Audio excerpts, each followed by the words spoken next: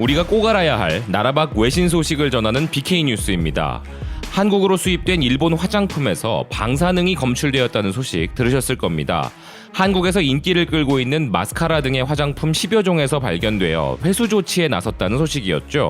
우리 식품의약품안전처가 일본 화장품 제조업체 후로후시가 제조한 10개 품목에서 사용 금지 원료인 방사성 물질 토륨과 우라늄을 검출하여 이런 조치를 한 것인데요. 이에 대해 관련 일본 업체가 정면 반박에 나섰다고 합니다. 일본 패션 뷰티 미디어 패션 스냅에 따르면 후로후시는 공식 사이트를 통해 인기 마스카라인 모테 마스카라와 인기 아이라이너인 모테 라이너 등에서 방사능 물질이 검출되었다는 한국 언론의 보도를 반박하며 안전 문제가 없다고 주장했다는 것인데요. 해당 제품을 포함한 모든 후로우시 제품에 대해서 제3자 기관에서 다시 검사하기 위해 일본으로 반송을 추진하고 있으나 한국 식약처의 조사 결과 화장품에 사용할 수 없는 방사성 물질이 확인되었다는 사실에 대해 후로우시 측은 그 수치가 생활주변 방사선 안전관리법에 따른 연간 피폭 선량의 안전 기준보다는 낮은 수준이라며 당사는 관련된 모든 법률을 준수하여 제조 판매를 하고 일본에서의 모든 안전 검사도 클리어한 후 한국에 수출을 하고 있으며 이번 한국에서의 보도에 대해 유감이고 현재 한국 대리점에 이의 제기 신청을 완료했다고 밝혔음을 전합니다. 그러면서 일본 국내에서 판매하고 있는 제품에 대해서는 회수할 예정이 없다고 했다는데요. 문제의 본질은 제품이 심각한 방사선 수치를 보였다는 것이 아니라 사용 금지 방사성 물질을 원료로 사용하여 제조했다는 것이 핵심이라고 봐야 할 것인데요. 중요한 기사가 많음에도 오늘 BK 뉴스의 첫 소식으로 이 내용을 말씀드린 것은 비단 화장품에도 이러할진데 일본에서 수입되는 식품 및 다른 가공 제품들은 안심할 수 있을 것인가 하는 의구심을 지울 수 없기 때문이며 우회해서 혹은 어떤 절차상의 편법을 통하여 들어오는 모든 일본 제품에 대한 안전검사를 더욱 강화해야 한다는 의견입니다. 일본이 우리를 신뢰할 수 없는 국가라고 대놓고 말하는데 그런 한국을 상대로 그들이 무엇을 팔려고 할지는 아무도 장담할 수 없으니까 말입니다. 그리고 이 나라의 기가 차는 행태를 또 하나 알려드리겠습니다. 구남도에서 고통받은 한국인 피해자분들의 증언이 거짓이라고 이야기하는 일본인데요. 그 근거가 도민들의 증언과 불일치하기 때문이라고 하는 어처구니 없는 주장입니다. 일본의 산케이는 전시 중에 나가사키 하시마 탄광에서 살았다는 한국 남성들이 집회나 미디어를 통해 한반도 출신들은 학대를 받았다고 활발히 어필하고 있으며 80대 후반의 한국 피해자가 구남도를 민족의 가장 아픈 기억의 장이라 표현했지만 일본에서 사는 도민들의 기억과 어긋나는 부분이 많고 당시 상황을 파악하려고 피해자 측에 만남을 요청했지만 대답이 없었다고 주장하는데요. 기사는 2017년 8월에 부산의 일본 총영사관 앞에서 구남도의 피해자가 비통한 표정으로 당시 상황을 회고하는 모습이 담긴 유튜브 영상의 내용 중 구남도는 우리 민족의 가장 아픈 기억의 장소이다. 강제 연행된 청년들은 식량을 얻기 위해 접시를 들고 줄을 서야 했으며 옆에는 일본 군인들이 몽둥이를 들고 다녔다. 너무 비참했다. 등굣길에 길가의 사무실에서는 비명소리가 들렸고 조선 청년이 몽둥이로 두들겨 맞고 있었으며 도와달라고 외치고 있었다라는 증언을 인용하여 소개하면서 이런 이야기를 한 피해자는 한국 언론과 시민단체들이 소중하게 여기는 이야기꾼인 것 같다고 피해자와 그 증언 내용을 모욕했습니다. 그러면서 원도민의 대부분이 이런 피해자의 발언을 의문시하고 있다며 일본인들의 증언을 소개하는데요. 탄광 측량부서에서 근무했던 마츠모토 사카에 씨는 100% 거짓 이야기다. 접시를 들고 길가에서 눈물을 흘렸다는 이런 바보 같은 짓을 미쓰비시는 허락하지 않는다. 어디서 그 상황이 발생했는지 증명하라며 분통을 터뜨렸다고 기사는 전합니다. 기사는 이 외에도 피해자들의 주장들이 거짓이라고 주장하는 많은 도민들의 말을 전하는데요. 상상이다, 멋대로 주장하는 것이다 등등 피해자의 증언을 부정하는 사람들의 주장을 소개했습니다. 이런 일본 도민들의 비판에 대해 한국 피해자도 지난해 8월 한국의 JTBC 프로그램에 출연해 해당 도민들의 지적들에 대하여 그들이야말로 거짓말쟁이다. 만나서 토론하면 좋겠다며 지옥도가 아니라고 하는 주장은 정말 어이가 없다는 듯이 말했지만 도민들의 증언 중 어디가 잘못된 것인지에 대해서는 언급하지 않았다며 편향적인 보도를 이어가는 기사인데요.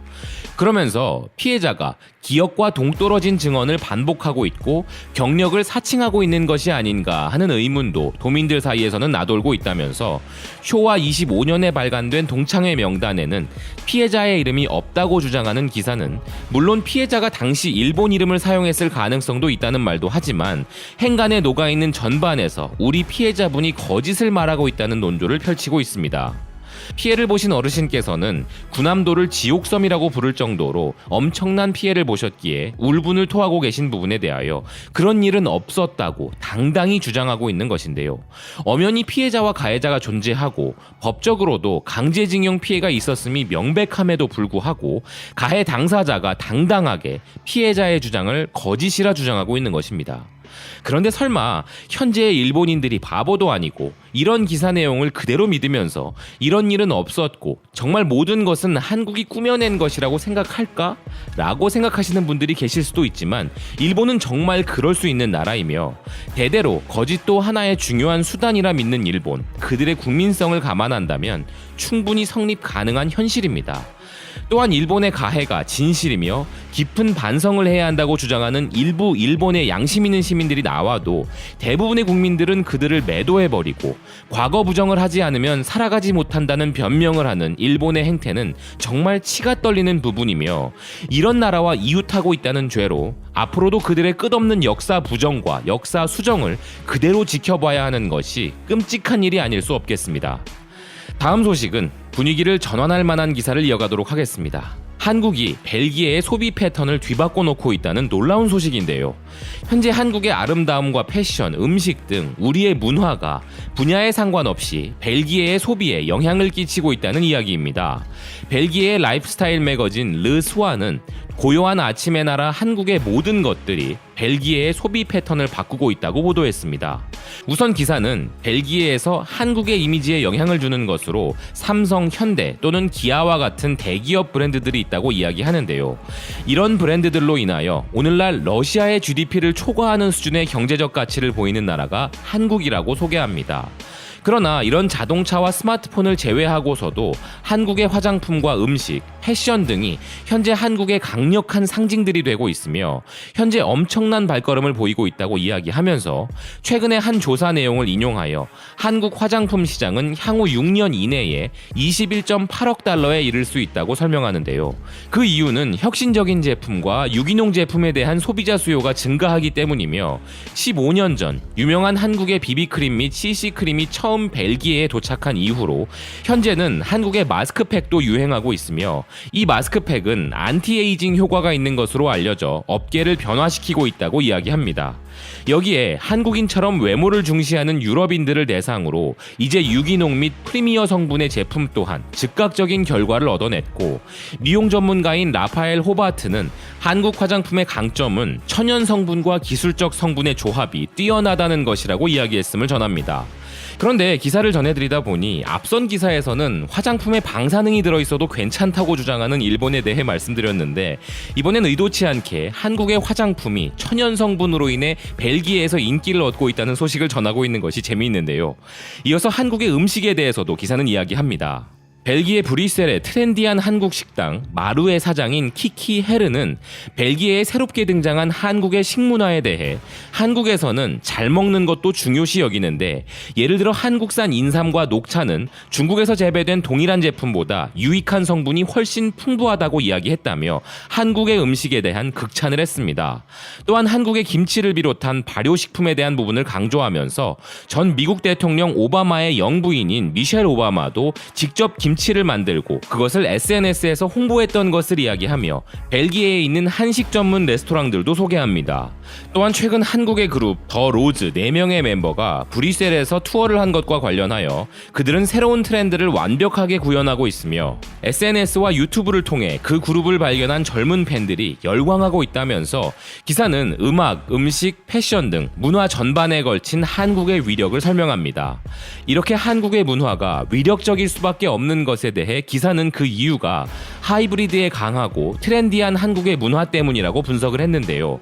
젊은 한국인들은 포용과 나눔의 아이디어를 가진 유니섹스 패션에 능숙하며 상하이와 같은 곳에서는 한국 음악이 보편적인데 그런 점이 바로 국가 간의 문화 차이에 문을 열고 장르 사이의 장벽을 허물어 가볍게 즐길 수 있는 한국 문화의 장점을 보여준다는 것입니다.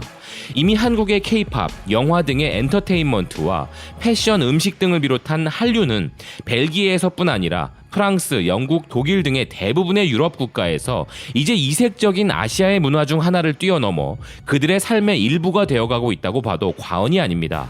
재미있는 점은 이 문화적인 경쟁력은 한국의 경제 발전을 이끈 기업들의 세계 진출로 인해 한국의 국력이 상승한 것이 그 출발점이었으며 그에 따라 서구인들에게 한국 제품에 대한 접촉과 관심도가 올라간 부분과 함께 서구권으로 문화가 전파되는 플랫폼 또한 고전적인 미디어 방식이 SNS와 온라인으로 변화되면서 그 전파력이 강해진 부분이 크다고 볼 수 있을 것인데 이제는 급속도로 퍼지고 있는 한국의 문화들이 역으로 한국의 많은 기업들이 유럽을 비롯한 전 세계의 시장을 개척하는 데 있어 큰 역할을 해주고 있으니 이처럼 환상적인 선순환이 또 있을까 싶은 생각입니다. 지금까지 BK 뉴스였습니다. 오늘도 시청해주셔서 감사드립니다.